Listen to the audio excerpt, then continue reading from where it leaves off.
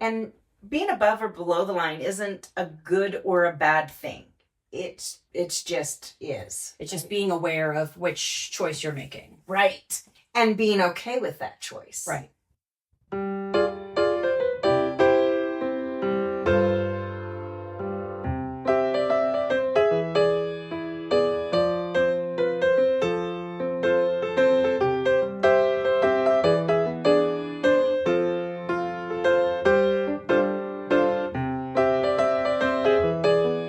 Hello, everybody, and welcome to The Beautiful Chaos. I'm Stacey Miller. And I'm Tammy Ramsey.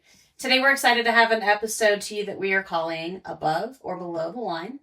And Tammy provided me with a great copy of this book. It's called The 15 Commitments of Consciousness Leadership, a New Paradigm for Sustainable Success. And we've discussed it a little bit together. And I just want to pass it over to Tammy first off, because I want to just have her describe for all of us, what does it really mean to be above or below the line, and just give us sort of the foundation of what we're going to be talking about today. Okay. So first off, this was brought to me during my health coaching stuff. That was like one of these things that as leaders that we should learn to do and learn to recognize within ourselves, because, you know, we're examples. All of us are examples to one another. So above or below the line is basically, it's just this very easy way to describe some of your emotions, some of your choices in life that you might not realize that you're making because you're making them subconsciously most of the time.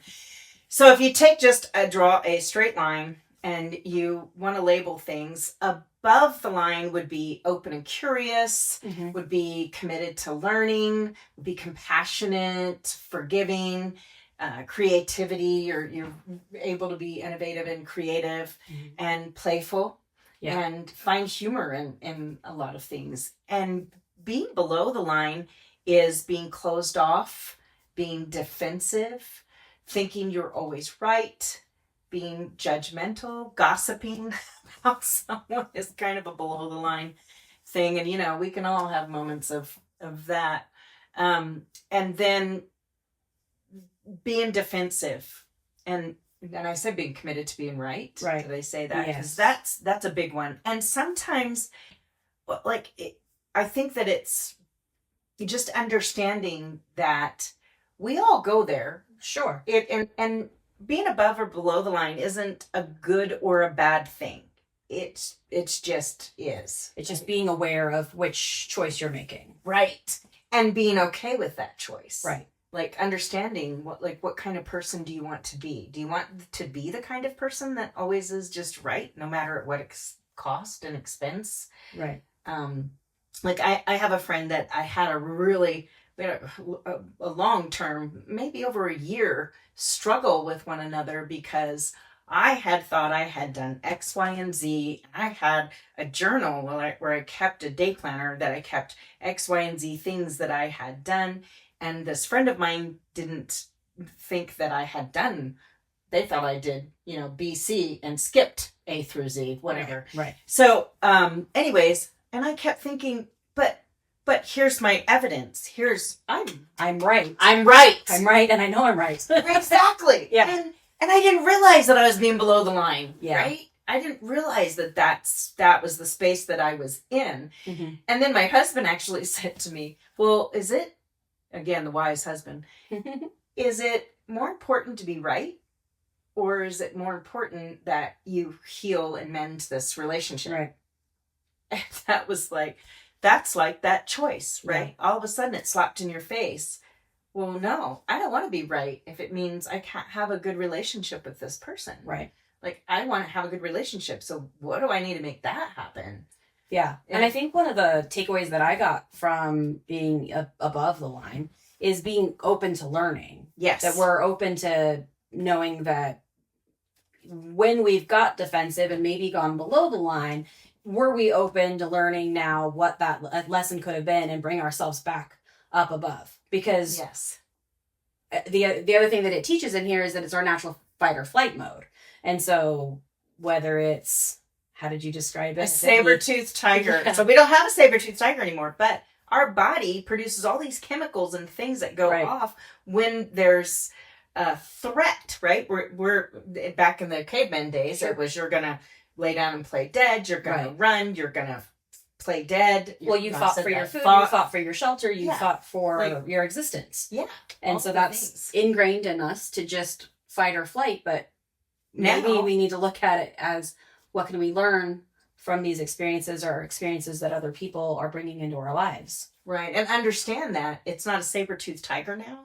It's an attack on our ego, or we perceive it as a threat to our ego. Right. Because that's the other thing, is this is all perception. Like, have you ever had somebody, or me, I've said it before, so-and-so hurt my feelings. Right. So then it's about me. Yeah, and it's not. Right. Like, no, I chose to have my feelings hurt. Like, this person might have said words. I think that when I was hearing about this, one thing that I thought of is, how am I applying this already in my life without even understanding the concepts of this book? And I think that it's, so when my feelings are hurt, one way that I try to process it is, I immediately go to the below the line. Right. Why I'm hurt, how this is affecting me, all about me. Yes. And then I try and turn it around and say, did that person mean to hurt my feelings? And was their intention to hurt my feelings? Because generally speaking, people aren't going out of their way to try and hurt your feelings. They're probably not intending that. That wasn't what they were thinking. And as I process, well, they wouldn't hurt my feelings. That person loves and cares about me, or is a great friend to me. Maybe their motivation was, this way of getting a point across, or that way of getting a point across. Right. And a lot of times, if I pull myself up, I can hear that process that maybe is coming from the other person. And again, I think we say this a lot. None of us are perfect. Right. And sometimes it does really just feel like there's this defense and we have to fight and work our way out of it. But yeah, it is really important to just recognize that we have a choice. And I think that was the next thing that we wanted to talk about. Yeah. Our choices. Is the choice. And that's, and also what you're saying is you're very compassionate. And that's what being compassionate, I think, is also should be on the above the line part of the word phrase there, because we can choose to look at someone else's problems or what they might be going through, or even just think, like, I know on Facebook that people were talking about bullying at school and stuff. And I'm thinking, okay, and it's not okay to bully, but, and that's an above or below the line thinking also on all of it. Right. But, if you stop a minute and go, what's going on with that bully at home? Yeah. Like, what is that? Think further past the surface. Yeah. Don't just look at this happened and this is this person, because that's not the person. It's the whole of the person and their experience. And what is the saying? Don't judge a book by its cover and then something about walking in somebody else's shoes. Yeah. Walk a mile in somebody else's shoes. Right. Yeah. Before you can judge them, and that's 100%. That's another way to kind of keep yourself above the line. But the biggest thing is to understand that none of this is good or bad, that our natural human place to be is to go below the line. But we would hope that you can locate yourself, right? Location. And you can go on YouTube and put in the 15 commitments of consciousness. And there's some short videos that you can watch, the above and below the line thinking. It's very descriptive. And it goes on and talks about some different things, because this book is fabulous. But so choosing, you have to locate yourself and know, like you said, got to know that you're below the line. And then you get to choose if you want to stay there. Yeah. Because sometimes maybe you're just in a mood and you just want to wallow in it for a minute. Yeah. We all have those moments. Right. And then, but then maybe you want to come out of it and you have to stop and go, all right, do I want to feel this way? And how does this make me feel? Right. I kind of feel icky when I'm below the line and when I feel defensive. And unproductive and unmotivated and not open to learning. I think the open to learning was a big one because it's not just open to learning somebody else's perception of where they were coming from when you felt attacked, but it's also just open to learning in general. Just be observant of other people's situations that they're going through, because a lot of times we learn lessons not because it was affecting us in any way, but because we're observing somebody else's. I will say, in going through it in some of the YouTube videos, one of the things that sort of gave me the ick, I guess, when it came to being above the line, which was a strange place to get the ick from, was to be playful about life. Because my instinct was, no, life is serious. I've got things to do, and I've got a schedule, and I'm busy, and I've got 100 things on my to-do list that needs to be checked off. And I don't have time to look at life as it's playful. And so that one threw me for a loop, because I think you look at that one, and rainbows and sunshine, and and just love that, because you do have such a playful perception of life. And for me, I was like, I might be more below the line than I thought when I heard that part, because it is hard when you are overwhelmed to look at life as playful. And I'm just going to digress for a moment and talk about my personal-ish life. Because I think I already processed this thought, and I'm going to give you how I processed this thought. Okay. So I'm a very busy person. We're doing this podcasting. I work as a 911 dispatcher. I have kids, 2 of them. Well, I only have 2 kids. Yeah. And both of them are getting married in a year. So we're in the throes of wedding planning. And I really, really, really like to work. And sometimes much to my fault. And so, one of the ways that I had built a relationship with Tammy, words are hard, is that I've worked harvest out here for her family a few years. And I love it. I love to work harvest. So, but it's a lot of work. It's a lot of work. And it's really hard. And it's really long hours. And it's creeping around the corner. Yeah. Driving out here, all I'm thinking of is, which field are we going to be in first? And what are we up to? But when I heard that playful, and my instinct was, I don't have time to be playful. Yeah. And I thought about my busy schedule, and I thought about, this isn't fun. Life is busy, and life is hard, and life has a lot of responsibility. And then I realized, no, that's actually not true. Because if I really dig deep, pull myself above the line, and look at the things that I do, I really love my job, and being busy at work. Yes, it's hard, and you're talking to people on their worst days, but I enjoy it. And it may not be necessarily a playful thing, but I really enjoy what I do. Working harvest is hard work, but it's such fun people. Such fun. And it's such a fun process of seeing that where our food comes from, and just taking home a fresh potato and cooking it the next day.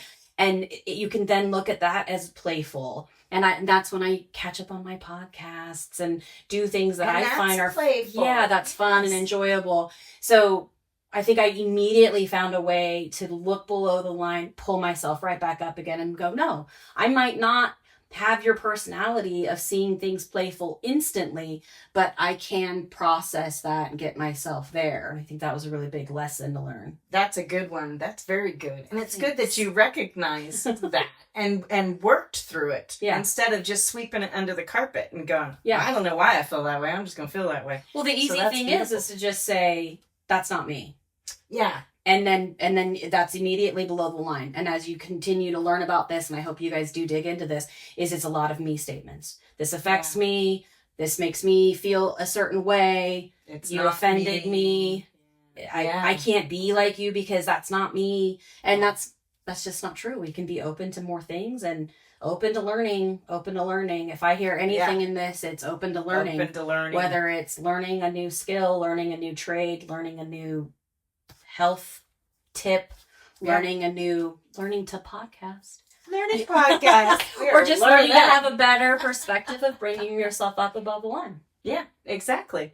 So with that, I want to talk about, let's move to what things that we can do to help ourselves to get there faster, right? Yeah.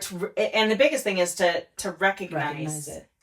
And to take full responsibility for where you are. You just owned, okay, I immediately felt ick and I shouldn't have felt it. You owned it. That's taking responsibility for those feelings, for that, that was going on.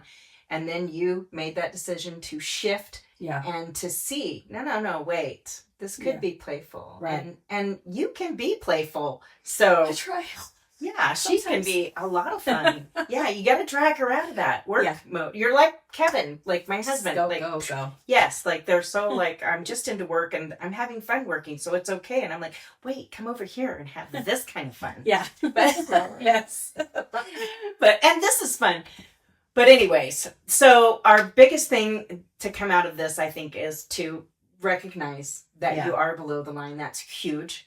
And that's going to be some homework for you. And then to also, you can meditate and practice in your mind. Right. Okay, if I'm going to recognize when I'm being closed off. I'm going to ask myself some am I questions.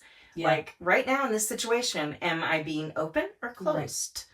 Or am I being curious or defensive? Right. Like this can help with your kids in your relationships, with employers and employees. Right. It helps in all communications, especially your spouse, because words are hard with husbands. We don't, Mars and Venus, we don't communicate the same, and that's okay. And and that's important to recognize too. Exactly. Because when you realize that you don't communicate the same as your partner, the person you spend your most time with, or maybe you don't communicate the same as your children do, right? Then you have to be open to that and know how to maybe change your perception of what they're saying to you. I think, the ground zero of marriage is to always say, when you said that, it made me feel this way. Because remember, they're not necessarily attacking you. You their intention may not be what you perceived. But I think that's the same thing. But I think one other challenge I think I would like to say is that you're not going to just wake up tomorrow and remember in every situation with spouse, with kids, with employers, with people, am I being open in this conversation? Am I feeling attacked? Am I above the line? Am I below the line? But at the end of the day, could you sit down for a minute and maybe write a few things down, your am I statements that you were just mentioning, or rehash those conversations. Yeah, rehash them and decide where was I? What was the intention, and was I open to getting something out of that? And then as you put that into practice, I would assume it's going to come to you more regularly as you're having conversations. Right. It comes, the more you do it, the easier it comes. But I mean, I've known about this for 8 years maybe. And I catch myself below the line, and I mean, it's just a normal thing. But the thing is, I catch myself. Whereas, years ago, I wouldn't have. Well, and actually over the past probably 3 years, I was in survival mode. And that was one of the things that the little video talks about too, is that we're below the line when we're feeling like we're in survival mode. Right. It's very fight or flight. Yes. Yeah. And you just can't even be open and curious and that's where I also quit dreaming, because I was in survival mode. Yeah. And I was totally below the line. Felt like everything was like some type of out to get me kind of thing. And I'm not that kind of person. Right. So it was very difficult time for me to recognize that. But so there again, you can know all the stuff, but if you're not practicing it daily, like you're talking about, I think that's great to like rehash your day. And write down each situation. Right. So that's a beautiful thing. So homework to catch yourself when you're below the line. Yep. Either in it happening and say, well, wait a minute, let me take some deep breaths and let me feel where I am. Let me think about where I am. Am I being closed? Am I being defensive? Am I feeling like I'm right? And then this is a good one for relationships. If you're feeling like I'm right, then you need to say, the next step to me is, how important is it for you to be right? Right. Yeah. Because I can just know, I've stopped arguing so much with my husband because I'll just know I'm right. And I just keep it to myself. And that was below the line, but I'm taking it. Anyway, so catch yourself when you're below the line. Yeah. And choose to shift and go above the line. And that just means choose to be open and curious. And sometimes it's not questioning the person that you're having the issue with or whatever. It's just going, I wonder, Just even asking yourself this open-ended, nobody's going to answer you. You're not even going to answer yourself. Wonder why I went on the defense. Right. Wonder why that made me feel that way. Right. Like just that question alone makes you open and curious, and it opens a whole new door for you. And then I think your next homework would be, if you can, and you have a few minutes, I would look at those little YouTube short videos that they have on being above and below the line. The 15 And then the commitments. Big homework would be if you wanted to pick up a copy of this book, there's going to be a ton of great information in here and you can be even more committed to it. It's also on Audible, so you can listen to it as well. So I've done both. I've listened to it and read it, and I really like it. And then our next episode is going to be on marriage. Real talk. Dun, dun, dun, dun. Dun, dun, dun. So until next time, stay empowered. I thought you were taking that one. Okay, see you next time, everybody.